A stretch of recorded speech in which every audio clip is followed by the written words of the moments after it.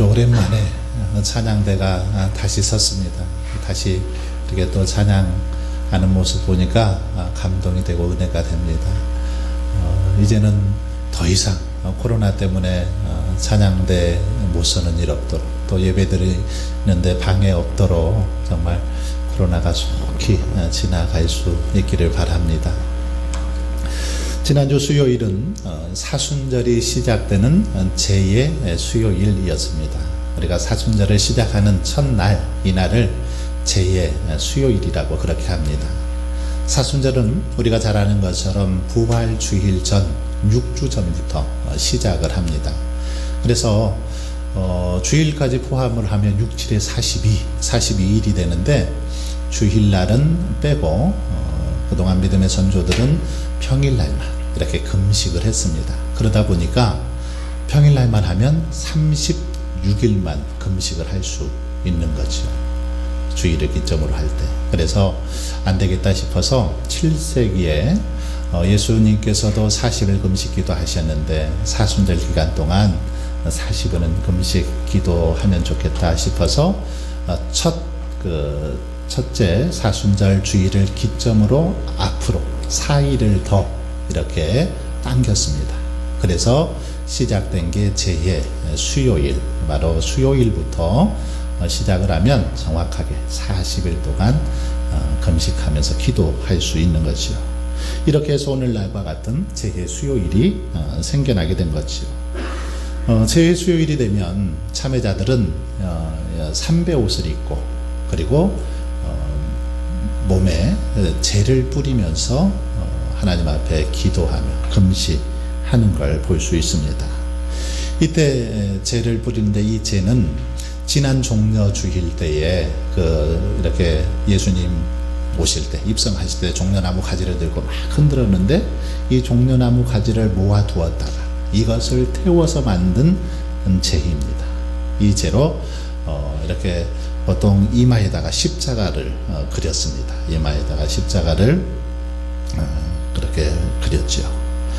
이 재를 이렇게 이마에다 발랐는데, 재는 연약함 그리고 허무함을 상징합니다. 뿐만 아니라 이 재는 성경에서 우리의 참회를 상징하고 있죠. 참회를 의미합니다. 그러므로 재를 바르며 사순절을 시작하는 것, 이것은 하나님 앞에서 우리의 연약함, 우리의 허무함을 깨닫고 하나님 앞에서 진정으로 우리를 돌아보고 회개할 것을 가르쳐주는 그런 의미가 사순절 의미 속에 담겨 있습니다. 그래서 예로부터 그리스도인들은 40일을 구별하여 하나님과 관계를 회복하고 예수님의 성품을 담고 성령 충만을 사모하면서 그렇게 사순절 기간을 보냈습니다. 사순절 기간에는 그래서 오락이나 육체적 쾌락을 위한 일들을 삼가고 이웃을 돌아보고 거룩한 일을 이렇게 하는데 힘썼던 기간이 바로 사순절이었다라는 것이죠. 한마디로 이 사순절 기간은 성도들에게 있어서는 부활 신앙과 영적 성장을 준비하는 그런 기간이 사순절이었습니다. 부활절 맞을 것을 준비하고 영적으로 더 한 단계 성숙하고 성장할 것을 준비하는 단계, 뿐만 아니라 새로운 삶을 다시금 결단하는 시간이 바로 사순절입니다. 여러분, 그러므로 저와 여러분도 이번 사순절을 보내면서 우리들이 하나님 앞에 더 영적으로 한 단계 성숙해지고 성장해지는 그런 시간들이 될 수 있길 바랍니다. 이 사순절 기간을 통해서 무엇보다 하나님 앞에 거룩한 삶을 살고 새롭게 다짐하는 그런 시간들로 보낼 수 있기를 바랍니다. 이렇게 사순절이 우리의 신앙을 위해서 잘 준비하고 또 새롭게 결단하는 시간이 되는 것처럼, 우리의 삶 속에 이런 어떤 계기가 되고 또 이런 장소가 있는 것은 참 중요합니다. 우리의 어떤 신앙생활 속에 이런 계기를 마련해주고 또 이런 장소가 되는 거 중요하죠. 왜 그렇습니까? 그래야만 이런 계기를 통해서 우리가 앞으로 한 걸음 더 나아갈 수 있고 한 단계 더 성장할 수 있기 때문입니다. 오늘 본문은 다윗 왕국이 태동하는 이 아둘람 동굴의 이야기를 기록하고 있습니다. 다윗에게 있어서 아둘람 동굴, 이것은 어떤 의미가 있을까요? 앞에서 말씀드린 것처럼 우리들이 지키는 사순절처럼 다윗에게 있어서 이 아둘람 동굴은 새로운 역사를 시작하는 그런 장소였습니다. 뿐만 아니라 왕으로서, 이스라엘 왕으로서의 준비하는 기간, 이것이 바로 아둘람 동굴이었습니다. 다윗은 자신의 생명을 노리는 사울을 피해서 가드 왕 아기스에게 피하죠. 그런데 이 아기스의 신하들이 다윗을 알아보고 잡으려 합니다. 그러자 다윗은 미친 채 하죠. 미친 채 하면서 막 대문짝에 그적대면서 침을 질질 흘립니다. 미친 사람처럼 그렇게 연기를 한 거죠. 이렇게 해서 겨우 위기를 모면할 수 있었습니다. 위기를 모면한 다윗은 그곳을 떠나서 아둘람 동굴로 숨어 들었습니다. 오늘 보면은 다윗이 아둘람 굴로 도피하고 여기에 그의 가족들과 그 밖에 많은 사람들이 모여서 공동체를 형성하게 된 그런 사실을 기록하고 있죠. 이로써 다윗은 본격적인 도피 생활에 접어들게 되었고 또한 추종자들을 결집하게 됨으로써 장차 이스라엘의 새로운 지도자가 될 기틀을 마련하고 있는 것을 볼 수 있습니다. 여러분, 다윗을 중심으로 모인 아둘람 공동체, 이 공동체는 오늘날 교회의 모형이기도 합니다. 오늘날 교회들의 그 모습을 이 아둘람 동굴에서 살펴볼 수 있다라는 것입니다. 이 시간은 아둘람 공동체라는 제목을 가지고 함께 살펴보면서 은혜를 나누고자 합니다. 아둘람 공동체, 어떤 공동체였습니까? 아둘람 공동체는 먼저 그들의 피난처였습니다. 환난당한 자들, 빚진 자들, 원통한 사람들, 그들의 피난처가 바로 아둘람 동굴이었습니다. 아둘람은 가나안 정복 후 유다 지파에게 할당된 성읍 가운데 하나였죠. 이 유다 지파에 할당된 성읍 가운데 하나였는데 이 아둘람이라는 이름의 뜻이 바로 피난처라는 뜻을 가지고 있습니다. 아둘람, 피난처라는 그런 의미를 가지고 있다라는 거죠. 이곳은 가드 남동쪽 약 16km에 위치한 곳으로 가드와 헤브론 사이에 있는 그런 성읍이었습니다. 아둘람굴에 모인 사람들, 어떤 사람들이었습니까? 모두가 피난 온 사람들이었죠. 피해 온 사람들입니다. 먼저 다윗이 그러죠. 다윗은 사울 왕을 피해서 이곳으로 지금 숨어 들어왔습니다. 그리고 다윗으로 인하여 위험에 처해진 그의 형제들, 그의 가족들이 같이 이곳에 지금 몰려왔습니다. 또한 사울의 폭정하에서 환난당한 모든 자들, 빚진 모든 사람들, 그리고 마음이 원통한 모든 사람들이 피하여 이곳으로 지금 모여 있는 것을 볼 수 있습니다. 이들은 모두 타락하고 또 부패한 사울의 왕국 아래서 고통받던 그런 사람들이기도 하죠. 그들은 이렇게 사울 밑에서 고통받으면서 하나님의 뜻을 거스리는 그 사울 왕국 얼마 가지 않아서 멸망하게 될 것이다, 파멸되게 될 것이다 라고 그렇게 생각했습니다. 그리고 하나님이 세우실 다윗 왕국이야말로 이제 새롭게 이 땅에 도래할 것이다 라는 사실을 믿고 그렇게 피난 온 사람들이 이들이었던 것이죠. 여러분, 사람들은 누구나 안락한 자리에서 평안하게, 안전하게, 행복하게 살기를 바랍니다. 그냥 편안한 자리에서 그렇게 살아가기를 원합니다. 그러나 우리가 더 나은 삶을 위해서 노력하는 만큼 우리를 안전하게 할 수 있는 곳, 우리에게 편안한 자리 보장이 되어 있습니까? 세상은 자꾸만 그렇게 험해져 가고 변해가는데 세상 속에 안전한 자리 얼마나 있을까요? 군사 전문가들에 따르면 20세기 후반까지 가장 철통 같은 영공을 보유한 나라는 러시아였다라고 그렇게 말합니다. 왜냐하면 러시아는 최첨단 레이더 장치와 그리고 적군의 그런 전투기를 정확하게 격추시킬 수 있는 미사일이 러시아에 있었기 때문에 사람들은 다 그렇게 말했습니다. 그런데 어느 날 독일 청년이 이 경비행기를 타고 소련 그 연방으로 들어와서 크렘린궁 상공에서 이렇게 머물다가 붉은 광장에 내려앉죠. 이 모습을 보고 전 세계 사람들이 러시아를 비웃었습니다. 아니 그렇게 철통 보안을 유지한다고 하면서 저 청년의 경비행기 한 대도 어떻게 들어오는 것을 막을 수 없냐 라고 조롱을 했지요. 한 청년에 의해서 아주 보기 좋게 그 보안이 뚫렸기 때문이지요. 여러분, 사람들은 보다 안정된 삶, 소위 안전지대를 뒷받침해 주는 것이 경제력에 있다고 생각을 합니다. 물질에 있다고 생각하죠. 물질만 있으면, 돈만 있으면 늙어도 퇴출되어도 권력에서 밀려나도 막강한 이 경제력만 있으면 사람들에게 큰 소리치고 대접받을 수 있다. 그렇게 착각들 합니다. 편하고 안전하게 살 수 있다라는 거지요. 그래서 돈이 많은 사람들은 이 돈을 보관하기 위해서 큰 아주 튼튼한 그런 금고를 사서 보관을 하고, 또 자신들을 보호하기 위해서 최첨단 그런 경비 시스템을 갖추기도 합니다. 좋은 차를 타고 다니면서 방탄 유리로 된 그런 차들을 타고 다니면서 자신들의 신변 안전을 보호하려고 하는 겁니다.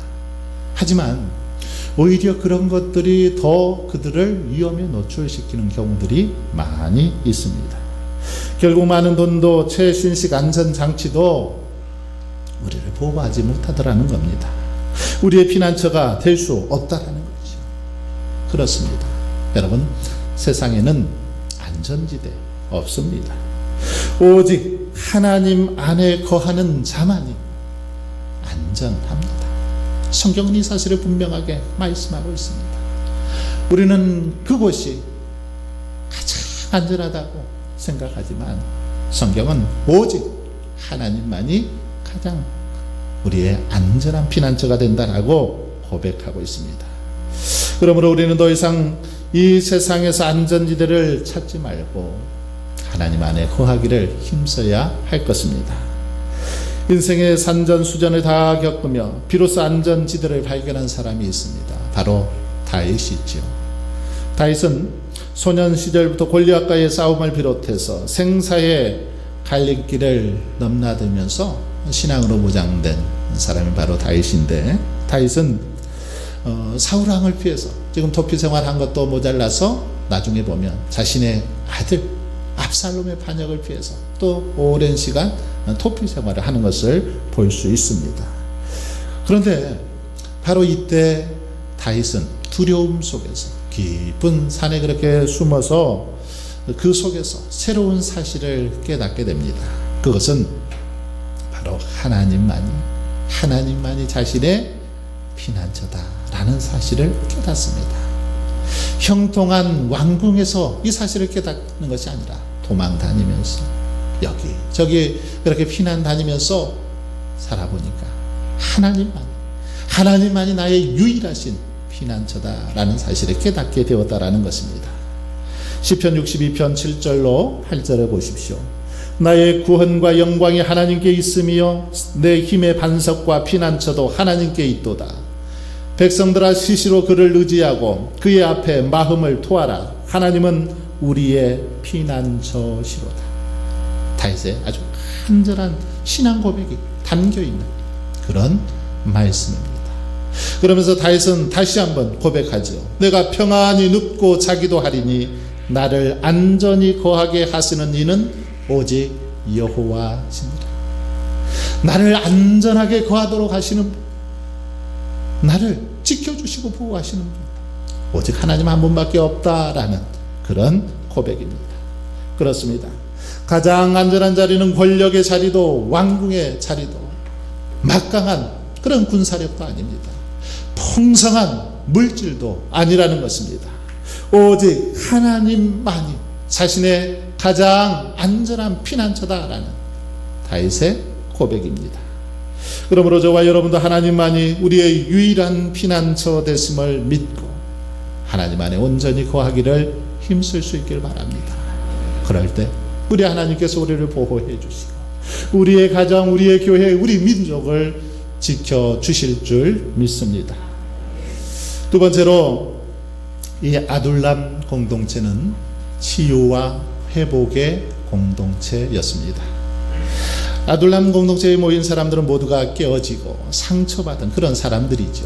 2절에 보시면 환난당한 모든 자와 빚진 모든 자와 마음이 원통한 자가 다 그에게로 모였고, 자, 그러나 이렇게 깨어지고 상처받은 사람들의 공동체를 통해서 오히려 치유와 회복을 경험하고 있는 걸 볼 수 있습니다. 상처받은 사람들, 다른 사람들에게 핍박받고 고통받은 사람들, 마음속에 억울함을 가지고 있는 사람들 그 400여 명이 모였지만 그 공동체를 통해서 회복되고 치유받는 그런 역사가 일어나는 걸 볼 수 있습니다. 여러분, 어떻게 이런 일이 가능했을까요? 그 이유는 헨리 나우엔의 말처럼 고통을 통해 얻은 상처가 다른 사람들을 치유하는 원천이 되었기 때문입니다. 하지만 내가 입은 이 고통과 상처가 다른 사람을 치유하는 원천이 되기 위해서는 반드시 전제되어야 되는 한 가지 조건이 있죠. 그것은 뭐냐면 내가 먼저 이런 치유를 경험해야 된다는 것이죠. 내가 그 고통, 그 아픔을 겪어보고 그것을 회복한 경험이 있을 때 다른 사람을 치유하고 또 다른 사람들을 회복시키는데 사용될 수 있다는 것입니다. 그럼 지금 아둘람 공동체에서 가장 많은 상처를 받고 가장 많은 고통을 당한 사람 누구일까요? 바로 다윗이죠. 다윗입니다. 그래서 상처받은 많은 사람들이 다윗에게 몰려와서 그를 통해서 마음의 상처를 치유받고 회복되고 있는 것입니다. 다윗, 그는 많은 정말 상처를 받았습니다. 그렇기 때문에 자신에게 몰려든 많은 사람들의 상처를 보듬고 싸매어줄 수 있었다라는 거죠. 여러분, 그렇다면 본문 속에 이 다윗은 누구를 상징할까요? 오늘날 교회 공동체의 머리 대신 바로 예수 그리스도의 모형이 바로 다윗이다라고 말할 수 있습니다. 성경은 말하기를 예수 그리스도는 육체로 계실 때에 자기를 죽음에서 능히 구원하실 이에게 심한 통곡과 눈물로 간구와 소원을 올려야만 했던 상처받고 고통스러운 삶을 사신 분이다, 이렇게 묘사하고 있습니다. 그렇습니다. 우리 주님은 이 땅에서 많은 고통, 많은 상처, 많은 아픔을 경험했습니다. 그렇기 때문에 우리 주님이 우리를 회복해 주시고 고칠 수 있는 분이라는 것입니다. 그래서 주님은 우리 모든 사람을 동정하실 수 있고 보듬고 치유하실 수 있는 그런 능력이 있는 분이라는 거죠. 왜냐하면 주님도 그런 고통을 경험해 보셨으니까 그렇죠. 그렇습니다. 교회 공동체는 예수 그리스도를 통해서 위로와 치유를 경험하고 이제 그것을 경험한 그들이 다시 상처받고 그 고통받은 사람들을 위로하고 치유하여 회복해 하는 공동체, 바로 이것이 교회 공동체의 모습이라는 거지요.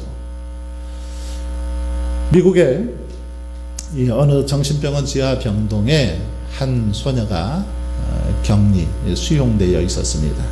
그 소녀는 마음속에 심한 그런 정신병을 앓고 있었습니다.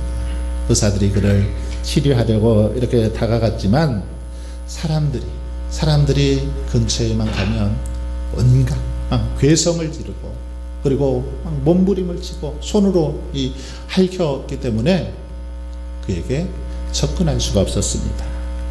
의사들은 더 이상 치료도 할 수 없어서 나중에는 그냥 포기해버리고 회복 불가능이라고 진단을 내렸습니다. 저 환자 도저히 고칠 수 없다. 회복 불가능한 환자다. 이렇게 진단을 내렸습니다. 부모도 그녀를 포기했습니다. 그래서 면회조차 오지 않았습니다. 모두가 포기하고 짐승처럼 병원에 가두었는데 어느 은퇴한 한 간호사가 그녀에게 관심을 보이기 시작했습니다.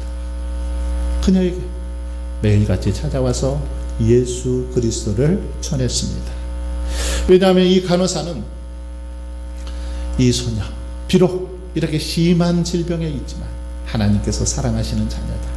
하나님께서 고치시면, 예수님께서 고치시면 능치 못함이 없다라는 긍정적인 마음을 가지고 계속해서 찾아가서 복음을 전하고 기도를 해주고 찬양을 이렇게 불러주었습니다. 한 달을 매일같이 가서 그렇게 열심히 전도했지만 여전히 괴성을 지르고 몸부림치면서 자신의 그 간호사를 거부했습니다. 2달, 석 달 그렇게 했지만 소용이 없었습니다. 의사가 말합니다. 더 이상 오지 마시오. 도저히 이 환자는 안 됩니다. 그래도 이 간호사는 또 다시 용기를 내서 넉 달, 5달, 6달 계속해서 가서 기도해주고 말씀을 들려주고 찬양을 불러주었습니다. 그런데 6달쯤 되니까 조금씩 그녀에게 변화가 일어나기 시작했습니다. 말씀을 듣고 기도받기 시작하면서 차츰 이렇게 좋아지는 거죠. 그러더니 나중에는 완전히 깨끗하게 나았습니다. 그래서 새로운 사람이 되었죠. 그 후에 그녀는 이제 새 사람이 되고 나서 자기와 같이 이렇게 정신질환으로 인해서 고통 가운데 있는 사람들을 위해서 나도 헌신하여야 되겠다 결심하고 헌신된 삶을 살아가게 됩니다. 바로 이 소녀가 헬렌 켈러를 길러내었던 헬렌 켈러의 선생이었죠. 바로 앤 설리번 선생님입니다. 여러분, 그렇습니다. 예수 그리스도를 믿기만 하면, 우리의 치유자 되시고 회복자 되시는 예수 그리스도 앞에 나아가기만 하면 누구든지 이렇게 회복되고 새로워질 줄 믿습니다. 아무리 회복 불가능한 인생이라 할지라도, 자포자기 인생이라 할지라도 예수님만 믿고 예수님께 나아가기만 하면 우리 주님께서 손을 들어 고쳐주시기만 하면 온전하고 깨끗하게 회복될 줄 믿습니다. 그러므로 저와 여러분은 지치고 상하고 깨어진 심령들이 있다면 그들에게 찾아가 예수 그리스도를 전하고 소개할 수 있기를 바랍니다. 그래서 그들이 치유받고 회복되는 놀라운 역사가 우리를 통해서 나타날 수 있기를 바랍니다. 마지막으로 아둘람 공동체는 좋은 지도자가 있는 그런 공동체였습니다. 여러분, 좋은 공동체와 좋지 못한 공동체의 차이 뭘까요? 그것은 그 공동체 안에 좋은 지도자가 있느냐 없느냐의 차이입니다. 좋은 지도자가 있으면 좋은 공동체가 될 수 있습니다. 그러나 안 좋은 지도자가 있으면 좋지 못한 공동체로 변질되는 거지요. 아둘람 공동체에 모인 400명의 사람들은 모두 상처투성이 사람들이었죠. 그러나 나중에 이들은 이스라엘을 통치하는, 이스라엘을 지배하는 그런 사람들이 되죠. 그런 리더들로 성장하게 되었다라는 겁니다. 그 이유가 무엇일까요? 그 모임 가운데, 그 공동체 가운데 다윗이라는 하나님 마음에 합한 위대한 지도자 다윗이 있었기 때문이지. 그리고 다윗을 통해서 가르침을 받고 다윗과 함께 그렇게 신앙생활하면서 하나님 앞에 그렇게 위대한 일꾼들로 쓰임받게 될 수 있었다라는 것입니다. 1914년 남극 대륙에 그 횡단을 꿈꾸던 27명의 사람들이 있었습니다. 대장은 어니스트 셰클턴이라는 그런 사람이었는데, 이들은 남극을 항해 중에 전혀 예상치 못했던 조난을 당하게 됩니다. 배가 난파돼서 그만 가라앉아 버립니다. 이들은 아주 거대한 이 얼음 그 조각 위에서 영하 30도에서 영하 80도까지 오르내리는 그 추위 속에서 그리고 굶주림 속에서 견뎌내야만 했습니다.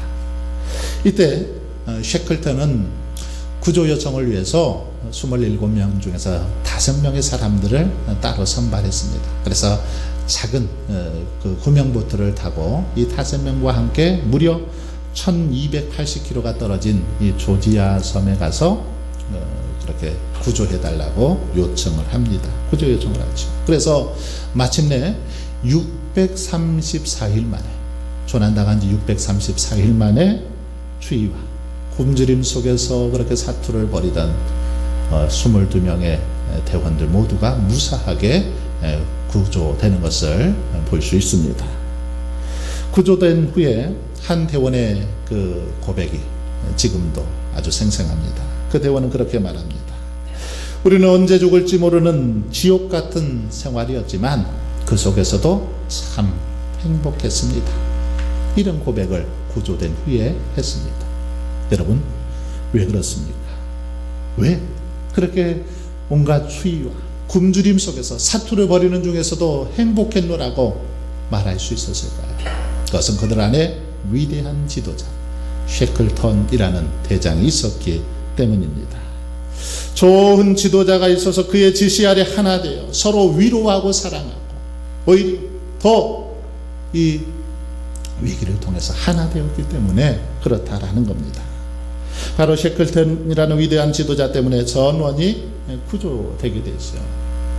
이때 셰클턴이 선원들에게 내린 그 10가지 지침이 있는데 10가지 지침 가운데 몇 가지 한번 제가 소개해 보겠습니다. 먼저 궁극적인 목표를 잊지 말아라. 그렇게 셰클턴은 선원들에게 이야기했습니다. 궁극적인 목표 잊지 말아라. 궁극적인 목표가 무엇일까요? 그들은 남아서 생존하는 게 목표 아니겠습니까? 이 목표를 잊지 말라는 겁니다.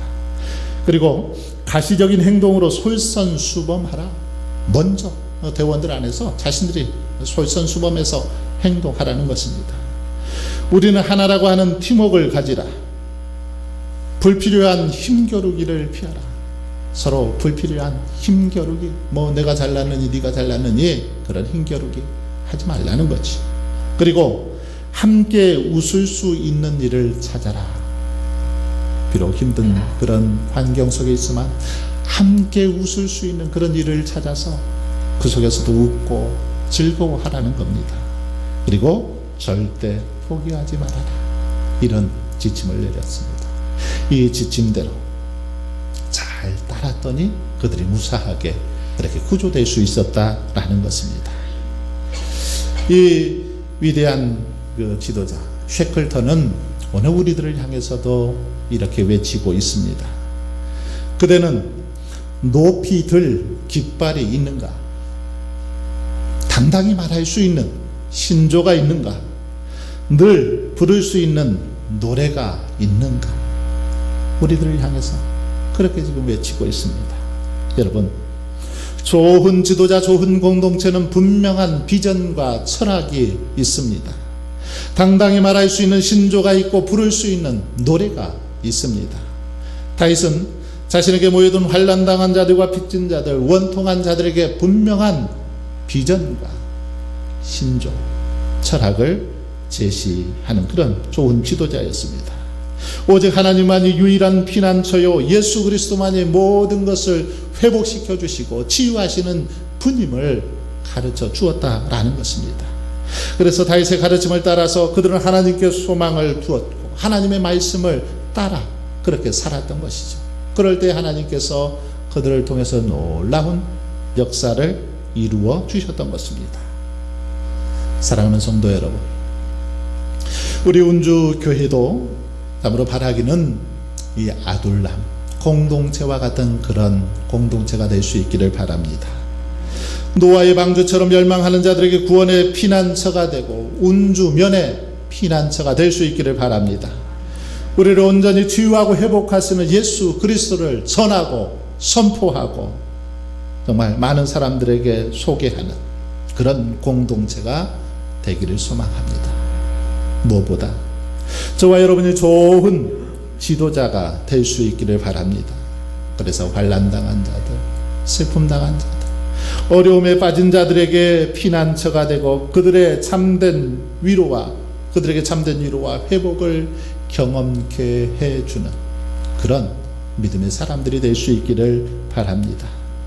다윗 한 사람 때문에 많은 사람들이 회복되어지고 위로받은 것처럼 저와 여러분 한 사람 한 사람을 통해서 많은 사람들이 기쁨을 누리고 회복을 맛보고 하나님의 위로하심을 경험할 수 있기를 바랍니다. 사순절을 시작하면서 무엇보다 저희들이 더욱더 경건에 힘쓰고 더욱 깨어 기도하는 삶을 통해서 정말 이런 믿음의 역사를 이루어 가실 수 있기를 주님의 이름으로 간절히 축원합니다.